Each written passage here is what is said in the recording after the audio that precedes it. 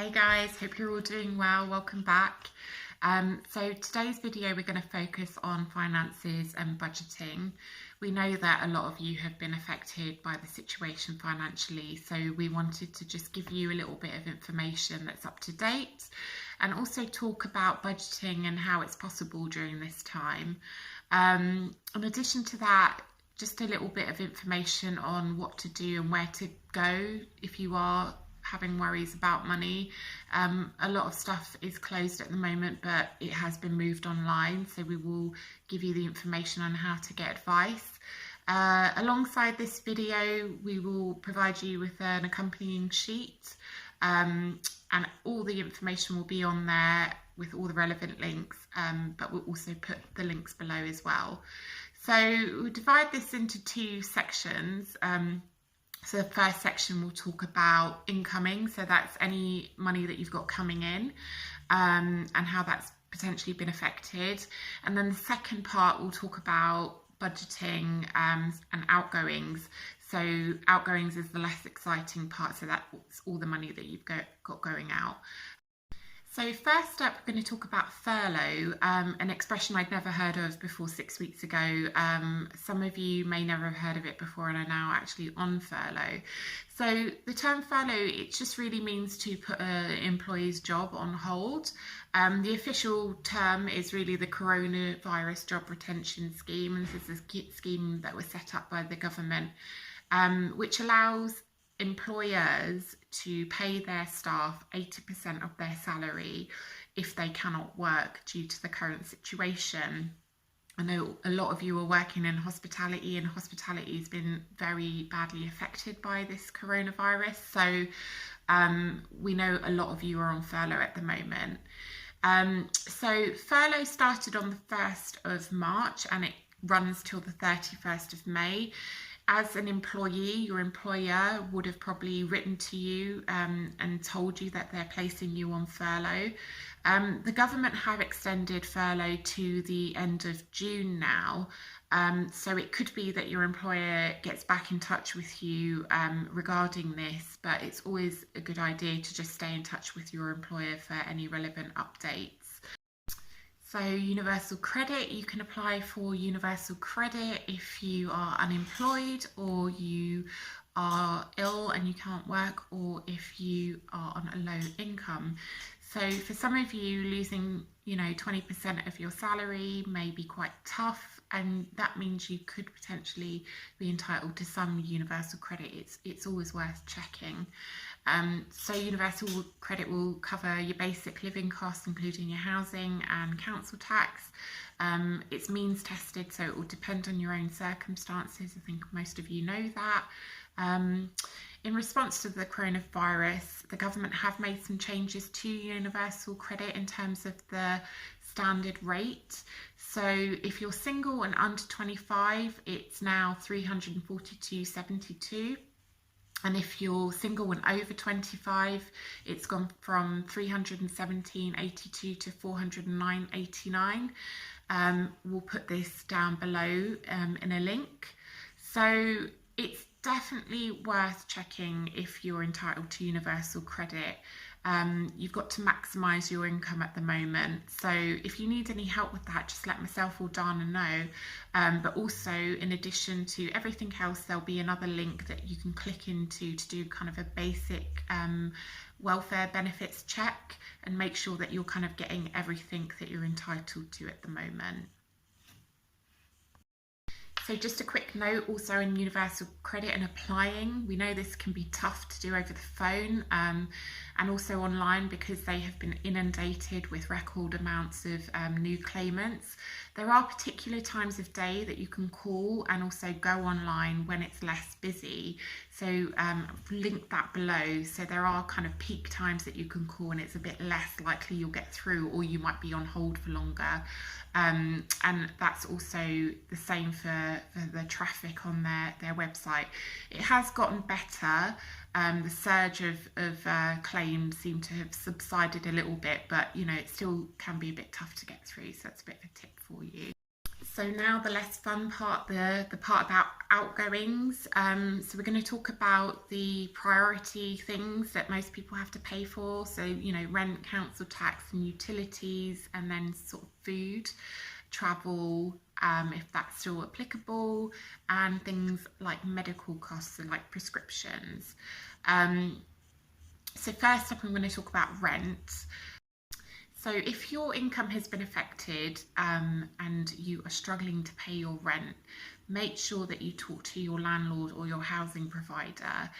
The government put measures in place where landlords cannot take any action at the moment against tenants who are struggling to pay their rent due to the coronavirus. However, it's always better to keep in good communication with your landlord and let them know what's going on. So if, for example, you're applying for universal credit, just let them know that, rather than kind of building up rent arrears or anything like that. If you currently have rent arrears and you've got an agreement going on with your landlord that you're paying those back and you're struggling, again, get in contact with them and find out if they might be able to help you with that, just in terms of how much you're paying back.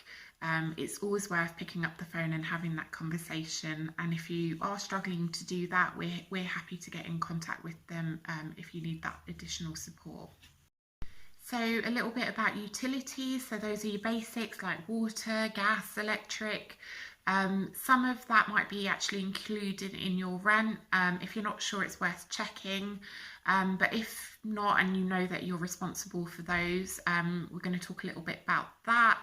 So first up, I'm going to talk about water. So Thames Water have a scheme called Water Help.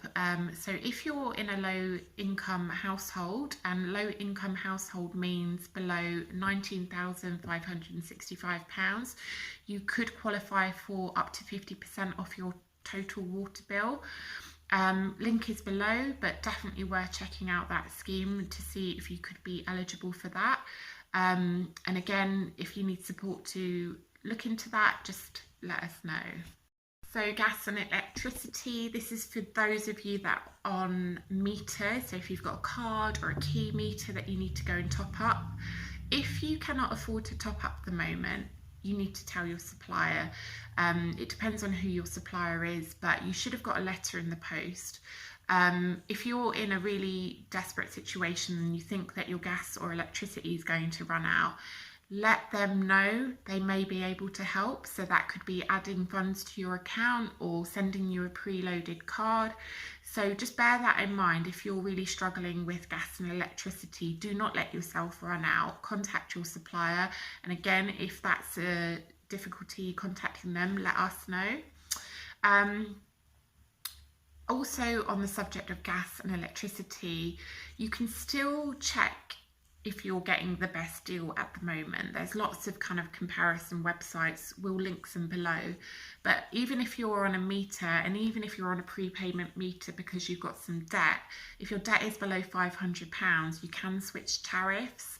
A lot of people, myself included, aren't on the best tariff because I've just not bothered to do it yet. And I think at the moment, while money's a little bit tighter, and we've all got a bit of time on our hands, potentially it's worth checking if we're on the right tariff, and if not, what we need to do to switch. So again, have a look at the link below if you can, and then let us know if there's anything additional that we can support you with regards to gas and electricity. It is an issue because a lot of us are home more at the moment, so we could see our kind of electricity going up a little bit and our gas as well. So a little bit about help with medical costs. So that's things like prescriptions, eye care, dental costs. If you're on a low income, you could be eligible for help via the NHS low income scheme. Again, don't assume you're not eligible. And again, if you've lost 20% of your wages, you could now fall within the threshold, so it's definitely worth applying. This is via a HC2 form. And it's means tested. If you are in receipt of benefits and you're not working at all, you shouldn't be paying prescription costs or eye care costs.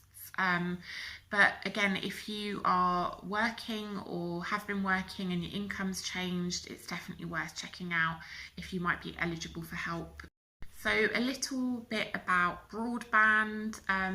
It might not be considered essential, but there's an argument for that at the moment since we're all inside a lot more. And staying connected is so important. One of the things that's come up is some of you guys have let us know that you have mobile phone contracts, and so you rely on the data if you don't have Wi-Fi. And if you are finding that you're topping up your data all of the time because you're at home more and using the internet, it could be worth looking into whether broadband is actually a more cost-effective option for you.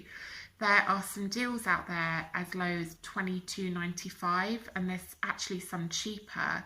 So it might be worth having a think about, if you're constantly topping up your data, how much money are you spending on data, and actually would it be better to transfer that and get yourself broadband? Again, we can support you with this, but we thought it'd just be worth mentioning.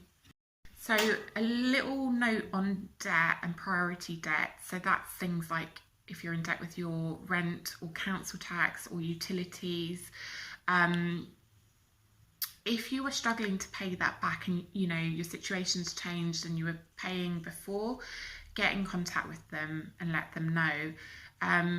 If you aren't able to do that, there are places that are able to help you with that and contact them for you on your behalf and write to them. So do let us know, but we just wanted to say, don't sit there and suffer in silence. If you have been paying back your debts, but your circumstances have changed, let us know or let somebody know, because hopefully this is temporary, and they can put some temporary measures in place for you. So a little bit about other outgoings such as shopping, so for your food and your household essentials. I know again a lot of you may have eaten out at work, for those of you that kind of worked in hotels. I know I've noticed my food bill has definitely gone up. I used to, if you ate at the Passage, like the lunch was like 60p. So yeah, a way of keeping kind of a bit of a handle on that is to food plan. So kind of have a plan on what you're going to eat for the week and stick to it. Shopping's so different now, with the kind of social distancing and having to queue outside. And in my experience in the beginning, I found that really, really tricky, and very strange.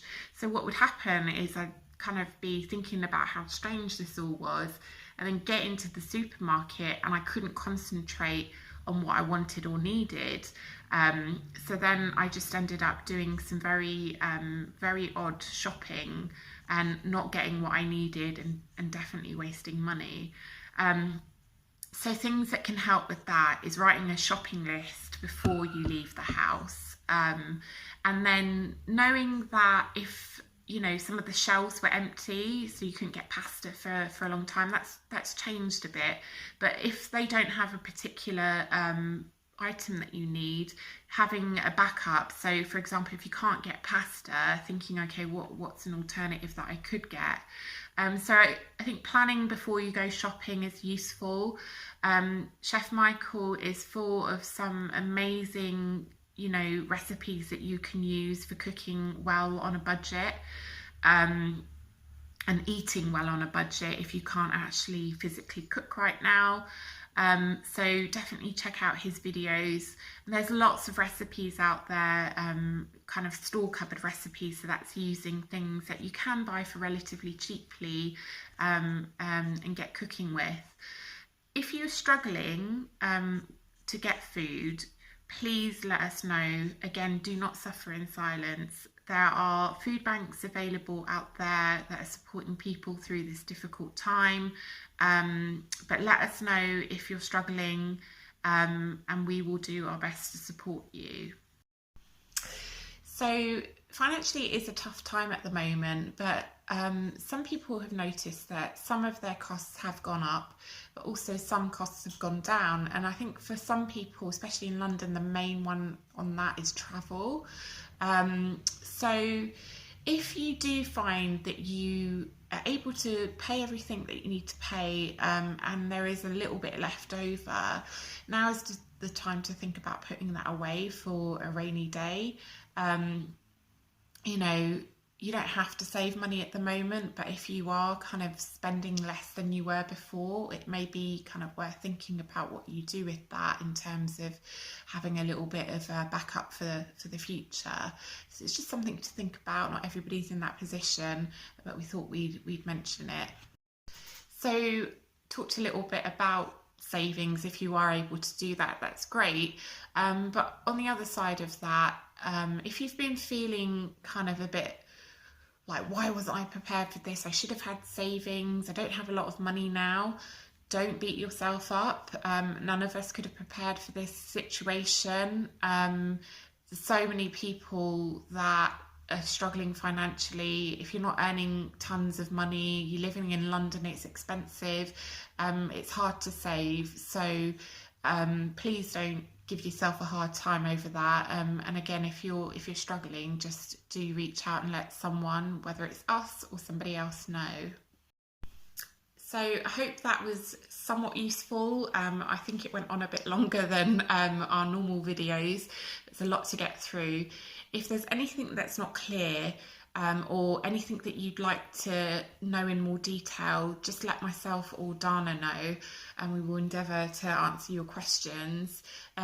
Also, if there's anything that you'd like us to focus on, let us know. Either send us a message or leave a comment in the comment section below. So yeah, take care everybody, and look forward to hopefully seeing you soon.